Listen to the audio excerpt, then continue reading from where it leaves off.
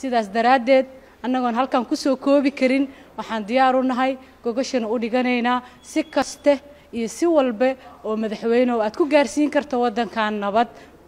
buuxda sidaad ku gaarsiin karto waxgarad aqoon-yahano siyaasiyiin saraakiil ka tirsan ciidamada qalabka sida qaybahooda kala duwan mas-uuliyiin ka tirsan dowladda Soomaaliya ayaa kulan ay Muqdisho ku qabteen waxa ay ku taageereen kacdoonka ka dhanka ah al-shabaab iyo go'aankii madaxweynaha Soomaaliya ee xoreynta deegaanada kala duwan ee ku jira gacanta nabaddiidka al-shabaab kulanka oo si buuxda u taageeray dagaalka ka dhanka ah al-shabaab iyo kacdoonka shacabka ee xoreynta deegaanada kala duwan ee dalka waxa goobjoog ahaa gudoomiye ku-xigeenka labaad ee baarlamaanka dowlad goboleedka Galmudug gudoomiyaha degmada Kaxda ee gobolka Banaadir saraakiil ka tirsan ciidamada dowladda waxaana laga soo saaray warmurtiyeed ku aadan qodobadii ka soo baxay kulankan bismillaahir rahmaanir rahiim waxaan halkan u taaganahay war saxaafadeed ka soo baxay balweynta Sheekhaaleed kulan ay yeesheen kulankaasi waxaa lagu taageerayay go'aankii madaxweynaha ee ahaa in laga xoreeyo dalkan argagixisada al-shabaab iyo nabaddiidka beeshu waxay diyaar u tahay inay xoreyso dhammaan deegaanadeeda oo ay ku sugan yihiin argagixisada al-shabaab beesha Sheekhaaleed waxay bogaadinaysaa dhammaan beelaha Soomaaliyeed ee gartay ee garowsaday inay iska celiyaan argagixisada al-shabaab waxayna u ducaynayaan dadkii ku shahiiday gaboodfalladaasi iyo welibana dadaalkii shuhadadu ay waday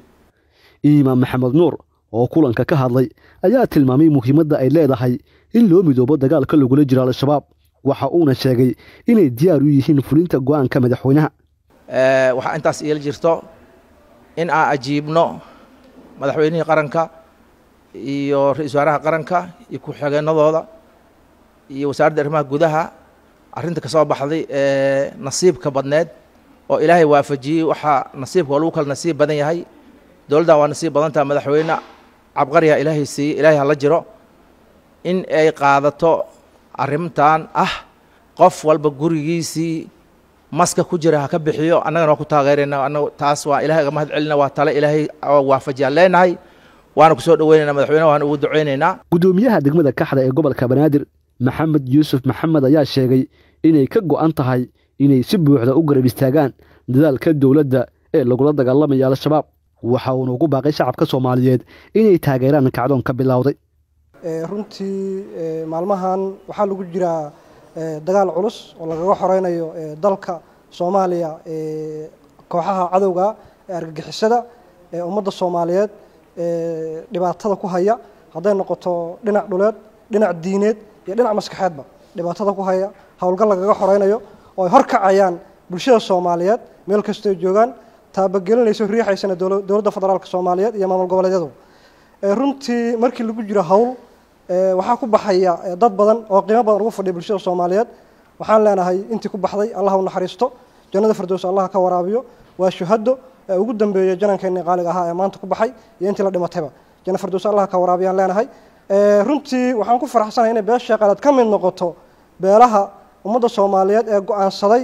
inay iska dulqaadaan cadawgaas oo maanta ay u fadhiisteen masiirkooda ay ka tashigooda gudoomiye ku-xigeenka labaad ee baarlamaanka dowlad goboleedka Galmudug Faadumo Fande oo carabka ku adkaysay qodobadii kulanka looga hadlay ayaa sheegtay in kulanka looga arinsaday xoreynta deegaanada kala duwan ee ku harsan gacanta al-shabaab mudane madaxweyne beeshan anagu uma tallo waxay diyaar u yihiin inay ku garab istaagaan deegaan ahaan waxay degan yihiin dhul kasto aad soo xasuusan karto oo Soomaaliya ay degan tahay sidaas daraadeed annagoon halkan ku soo koobi karin waxaan diyaar u nahay gogashana u dhiganaynaa si kaste iyo si walba oo madaxweynuhu aad ku gaarsiin karto wadankan nabad buuxda sidaad ku gaarsiin karto cid kasta oo culays ku haysa dadka annagu matalnana waxaan diyaar u nahay inaan ka qaadno culayska hadii la yiraahdo